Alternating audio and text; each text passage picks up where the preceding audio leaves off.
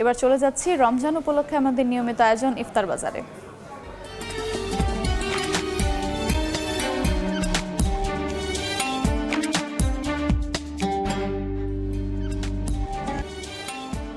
যে যেখানে বসে এই মুহূর্তে আছেন সময় সংবাদের সাথে। রমজান মাস জুড়েই আমাদের ভিন্ন রকম এক আয়োজন ইফতার বাজারের খবর নিয়ে আজ আমি যুক্ত হয়েছি বরিশাল শহরের বগুড়া রোড থেকে। বগুড়া রোডে এটি একটি নাজিম বিরিয়ানি হাউস, এই শহরের অন্যতম একটি বড় ইফতার বাজার। প্রায় শতাধিক ইফতারের বাজার নিয়ে এখানে বসা হয়েছে এবং ঠিক এই মুহূর্তে বেচাকেনার একেবারে ধুম চলছে। সেই সকাল থেকে শুরু হয় এখানে প্রস্তুতি, আর সেই যে প্রস্তুতি চলে সেটিতে দুপুরের পরপর দেখি যে আমরা এখানে উপচে পড়া ভিড় থাকে রীতিমতো।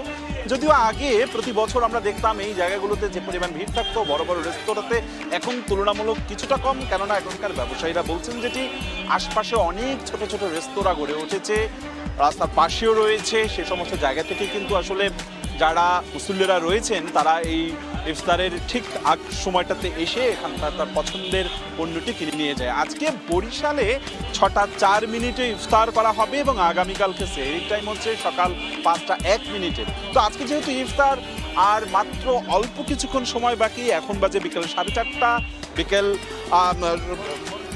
6টা 4 আজকে এখানে ইফতার হবে। ফলে শেষ সময়টাতে এসে এই মুহূর্তে ক্রেতারা তাদের পছন্দের যে ইফতারের পণ্য সেটি কিন্তু নিয়ে যাচ্ছে।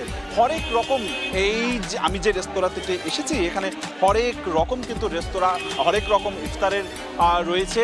প্রায় শতাধিক ইফতারের এখানে আয়োজন করা হয় প্রতি বছর এবং তারই অংশ হিসাবে এবছরও প্রায় শতাধিক ইফতারের আয়োজন করেছে। বিশেষ করে এখানকার যে ভিন্নতা রয়েছে সেটি হচ্ছে এখানকার জিলাপি, অর্থাৎ জামাই জিলাপি বলা হয়। ছবিতে দেখছেন বিরিয়ানির ছবি দেখছেন। এই শহরের অন্যতম একটি পছন্দের যে বিরিয়ানির যে রান্না হয়ে থাকে সেটি হচ্ছে বরিশাল শহরের নাজিম বিরিয়ানি, এবং নাজিম বিরিয়ানির এখানে বেশ এখানে কিন্তু আয়োজন করা হয়েছে প্রতি বছরের মতনই। ছবিতে দেখছেন এই মুহূর্তে যে খাবারগুলো রাখা হয়েছে এখানে ফুলকপি, আলুর চপ সহ নানান ধরনের কিন্তু এখানে খাবার রয়েছে। ছোলা বুট স্বাভাবিক একেবারেই রোজার সঙ্গী থাকে, সেটি তো আছেই। সবথেকে বড় যে ব্যাপারটি সেটি হচ্ছে যে এখানে আইন শৃঙ্খলা রক্ষাকারী বাহিনী অর্থাৎ ভোক্তা অধিকার সংরক্ষণ কর্মকর্তারা তারা কিন্তু প্রতিদিনই এই শহরে যে বড় রেস্তোরাঁগুলো রয়েছে সেগুলোতে তারা কিন্তু আলাদাভাবে নজরদারি করে রাখে। সেই নজরদারিতে আমরা দেখি যে যাতে কোনো ধরনের কেউ ভেজাল খাদ্য মিশ্রিত করতে না পারে সেই বিষয়টি কিন্তু তারা আসলে এখানে দেখভাল করে থাকেন এবং সেটি কিন্তু আসলে নিশ্চয়তা করে থাকেন এখানকার ভোক্তাধিকার। আজকেও সকালে বেশ কিছু জায়গায় তারা কিন্তু অভিযান পরিচালনা করেছে এবং সেটি কিন্তু আসলে তারা বলছে বিভিন্ন জায়গা থেকে জরিমানা করা হয়েছে। এবং দেখছেন যে এই মুহূর্তে ক্রেতাদের উপচে পড়া ভিড় রয়েছে, সব কিছু মিলে জমজমাট রয়েছে এই ইফতারের বাজার। দর্শক, আমরা দেশের বিভিন্ন প্রান্ত থেকে ইফতারের বাজার খবর তো জানাই, সেই সাথে সাথে কিন্তু বহির্বিশ্বের বিভিন্ন দেশ থেকেও আমরা জানানোর চেষ্টা করি।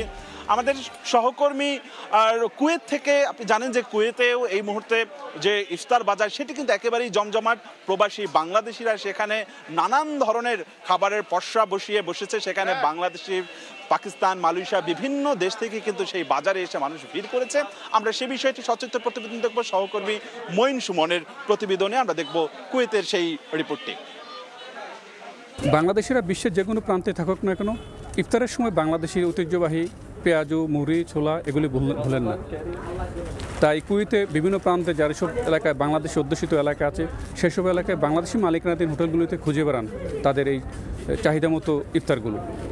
আজ এখানে এসেছি ফরানিয়াতে, এখানে বাংলাদেশি ইফতার তৈরি করে থাকেন। অনেক বাংলাদেশি এখানে আসেন এখান থেকে দূর দূরান্ত থেকে ইফতার নিতে। আজ দেখাবো তারা কী কী ইফতার তৈরি করে থাকেন, আমাদের সাথেই থাকুন। আমি বর্তমানে একটি রেস্টুরেন্টে আছি, বাংলাদেশি মালিকানাধীন রেস্টুরেন্ট। ওনারা এখানে কী কী তৈরি করেন, ইফতারের সময় কী কী আয়োজন করে থাকেন তা দেখানো জানানোর চেষ্টা করব। আচ্ছা, বলবেন আপনার এখানে কী কী ইফতারের আয়োজন করে থাকেন? আমার এখানে হচ্ছে যে এটা হচ্ছে সবজি রোল, তারপরে ছোলা বুট, তারপরে হচ্ছে এখানে এই ডালের বড়া, তারপরে বাংলাদেশি হচ্ছে জিলাপি, তারপরে হচ্ছে যে মরিচের রোল, বেগুনি, মুরগির রান ফ্রাই, তারপরে হচ্ছে বুড়িন্দা, আলুর চপ, ডিমের চপ, তারপরে হচ্ছে যে মিষ্টি, মুড়ি, তারপরে ফল ফ্রুটও আমাদের এখানে আছে, আঙ্গুর, তারপরে ওয়াটারমেলন, সব কিছু মিলে মোটামুটি আমরা আয়োজন করেছি। তারপরে রেস্টুরেন্টের ভিতরে বাংলাদেশি অন্যান্য খাবারেরও আয়োজন করা হয়েছে। মাটন বিরিয়ানি রয়েছে, বিফ বিরিয়ানি রয়েছে, চিকেন বিরিয়ানি রয়েছে, আর অনেক আয়োজন আছে ভিতরে। বাংলাদেশি কোনটা চাহিদা বেশি একটু জানাবেন?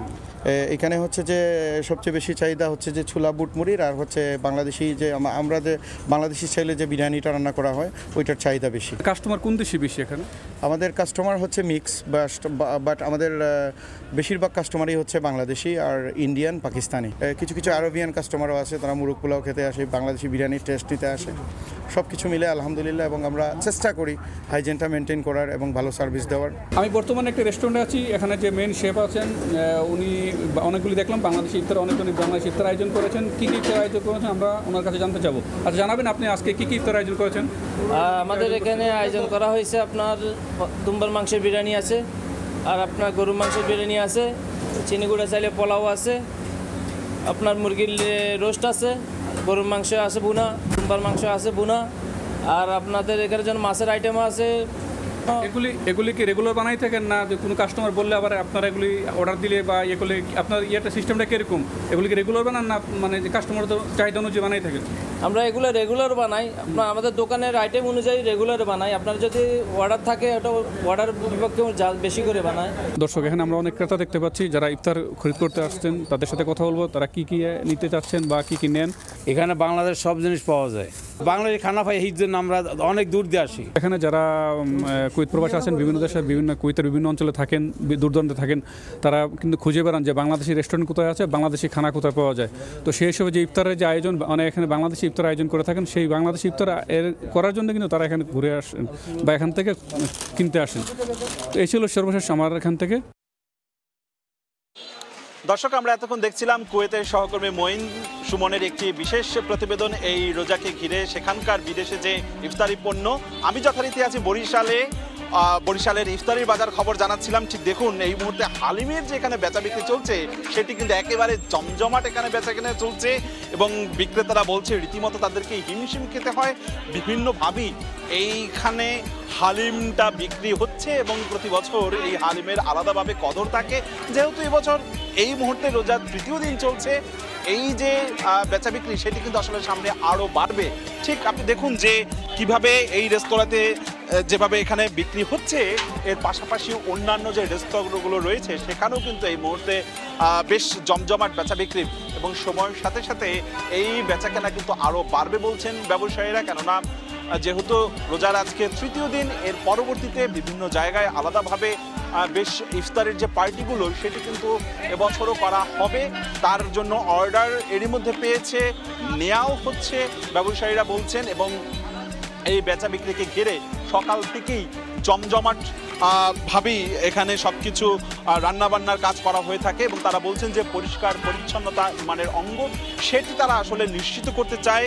বিশেষ করে এই যে শহরের যে বগুড়া রোড ছাড়াও আরও যে বলছিলাম যে গ্র্যান্ড পার্ক, হোটেল গ্র্যান্ড পার্কে আলাদাভাবে সেখানে একটু ভিআইপি, সেখানে দরদাম বেশি বলছেন এখানকার মুসল্লিরা।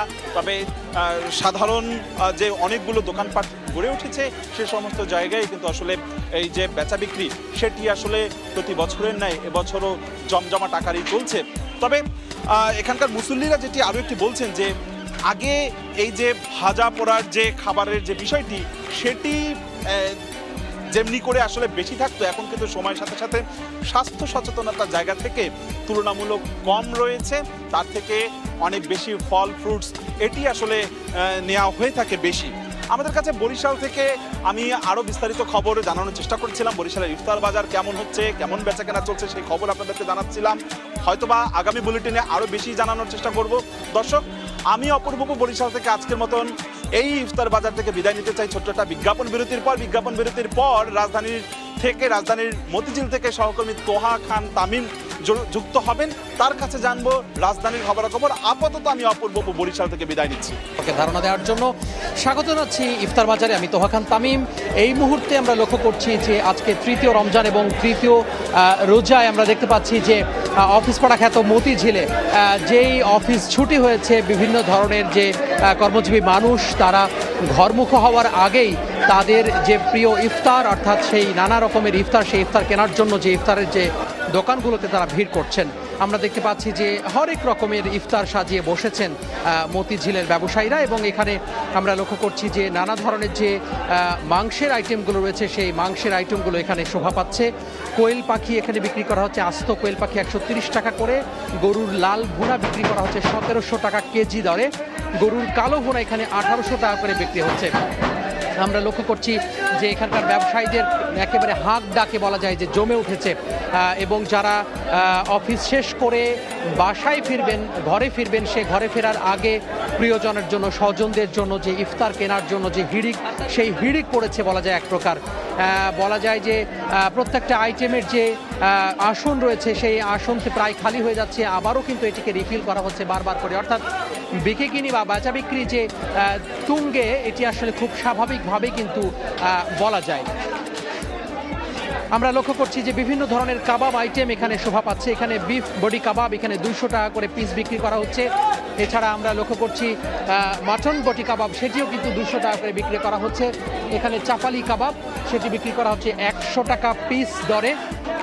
এছাড়া আমরা লক্ষ্য করছি যে চিকেন টিকা, সেটি 280 টাকা পিস হিসাবে বিক্রি করা হচ্ছে। চিকেন বটি কাবাব, সেটি বিক্রি করা হচ্ছে 170 টাকা ধরে। এছাড়া বিফ শিক কাবাব রয়েছে, সেই বিফ শিক কাবাব এখানে 190 টাকা করে বিক্রি করা হচ্ছে। এভাবেই বলা যায় যে নানা ধরনের হরেক রকমের যে আইটেম, সে আইটেম শোভা পাচ্ছে, এবং আপনারা দেখতে পাচ্ছেন যে প্রচুর ক্রেতার যে সমাগম, এবং প্রত্যেকটি আইটেমের সামনে মানুষের যে আগ্রহ, সেটি আমরা লক্ষ্য করছি। নানা ধরনের আইটেমের মধ্যে আরও কিন্তু চিকেন উইংস লক্ষ্য করছি। চিকেনের অনেকগুলো আইটেম এখানে তারা তৈরি করেছেন। চিকেন তন্দুরি তৈরি করেছেন, চিকেন মিনি তন্দুরি তৈরি করেছেন, অর্থাৎ যারা বড় সাইজের তন্দুরি খেতে চান তাদের জন্য একরকম ব্যবস্থা করা হয়েছে, যারা ছোট রকমের খেতে চান তাদের জন্য কিন্তু বাদ যায়নি, সেটিও ব্যবস্থাপনা এখানে রাখা হয়েছে। চিকেন ফ্রাই করা হয়েছে এখানে 70 টাকা পিস হিসাবে। এছাড়া আমরা চিকেন যে গ্রিল কাবাব, সেটিও লক্ষ্য করছি, সেটি 250 টাকা পিস। এছাড়া শর্মা রয়েছে, আমরা লক্ষ্য করছি 130 টাকা পিস শর্মা এখানে বিক্রি করা হচ্ছে। এছাড়া আমরা নানা ধরনের যে আইটেম রয়েছে সেই আইটেমও কিন্তু আমরা লক্ষ্য করছি। বিফ জুসি কাবাব, সেটিও কিন্তু এখানে রাখা হয়েছে, বেশ চমৎকার একটি আইটেম। সেই চমৎকার আইটেমের মধ্যে বিফ জুসি কাবাব, সেটি কিন্তু এখানে রাখা হয়েছে। পাশাপাশি অন্যান্য যে গতানুগতিক যে আইটেমগুলো রয়েছে, বিশেষ করে সারা বছর ব্যাপী ইফতার আইটেমের মধ্যে পাওয়া যায়, সেটিও কিন্তু আমরা লক্ষ্য করছি। এছাড়া অ্যারাবিয়ান চিকেন কাবাব, সেটি 90 টাকা পিস। বিভিন্ন ললিপপ, চিকেনের ললিপপ রাখা হয়েছে। অ্যারাবিয়ান বিফ কাবাব রাখা হয়েছে। এছাড়া বিভিন্ন ধরনের যে সিচুয়ান বল, অর্থাৎ চিকেনের একটি আইটেম, সেটি 50 টাকা করে বিক্রি করা হচ্ছে। এটি ভেজিটেবল মিক্স দিয়ে তৈরি করা হয়েছে, বিভিন্ন ধরনের ক্যাপসিকাম এবং যে গাজর সংমিশ্রণ সহ অন্যান্য যে আইটেমের সংমিশ্রণে। এছাড়া আমরা লক্ষ্য করছি যে অন্যান্য যে তেলে ভাজা আইটেমগুলো রয়েছে বরাবরের মতো, সেই তেলে ভাজা আইটেম তো রয়েছে, পেঁয়াজু রয়েছে, আলু চপ রয়েছে, বেগুনি, সামি কাবাব, এছাড়া বিভিন্ন সামুচা রয়েছে, সেই সামুচাগুলো এখানে শোভা পাচ্ছে। অর্থাৎ আইটেমের মধ্যে কিন্তু কোনো কমতি আমরা লক্ষ্য করিনি। বরাবরের মতোই যে বিভিন্ন আইটেমের মধ্যে দই বড়া কিন্তু বেশ জনপ্রিয়। এখানে দই বড়া 70 টাকা করে বিক্রি করা হচ্ছে, 70 টাকা পিস বিক্রি করা হচ্ছে। এছাড়া জর্দা পোলাও রাখা হয়েছে।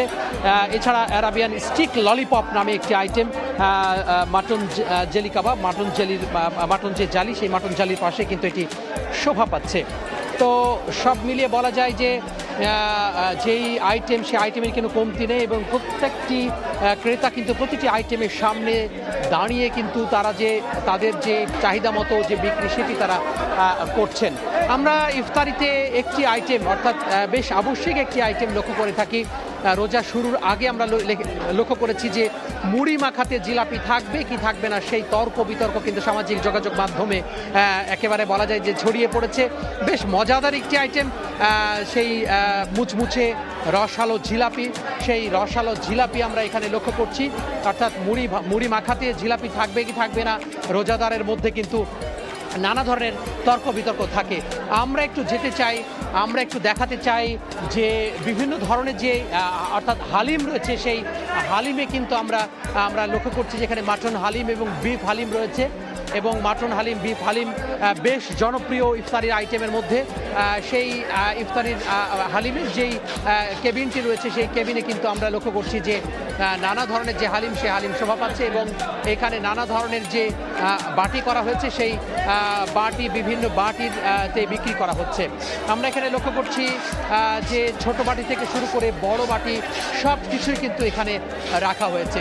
তো সব মিলিয়ে বলা যায় যে বারবার করে বিশেষজ্ঞ চিকিৎসকরা স্বাস্থ্যসম্মত যে ইফতার, সেই ইফতার গ্রহণ করার কথা বলছেন। বিশেষ করে অতিরিক্ত তেল চর্বি জাতীয় যে খাবার সারা দিন রোজা রাখার পরে একজন রোজাদার ব্যক্তি যেন না খান, সেই ব্যাপারে সতর্কতা বাণী বারবার করে তারা কিন্তু দিচ্ছেন, এবং বলছেন যে খুব বেশি ভারী খাবার না দিয়ে, খুব বেশি ভারী খাবার না খেয়ে হালকা ধরনের খাবার অর্থাৎ খেজুর কিংবা পানি দিয়ে ইফতার শুরু করার কথা তারা বলছেন, এবং এরপরে হালকা জাতীয় খাবার দিয়ে ইফতার করে ধীরে ধীরে খাবারের পরিমাণটা বাড়ানোর কথা তারা বলছেন, অর্থাৎ ধীরে ধীরে খাওয়ার কথা তারা বলছেন, যাতে করে একজন সারাদিন যে পেটটা খালি থাকে, সেই খালি থাকা পেটে একেবারে ভারী খাবার পড়লে কিন্তু মানুষ, রোজাদার ব্যক্তি অসুস্থ হয়ে পড়েন বা অসুস্থ হয়ে পড়ার সম্ভাবনা থাকে। তো সব মিলিয়ে বলা যায় যে রোজা যতই কিন্তু সংখ্যায় বাড়ছে, ততই কিন্তু আমরা দেখেছি যে রাজধানী ঢাকার বিভিন্ন ধরনের যে ইফতার বাজার, সেটি কিন্তু জমে উঠেছে। তো মতিঝিল থেকে এই ছিল ইফতার বাজারের আমার হাতে থাকা সবশেষ খবর।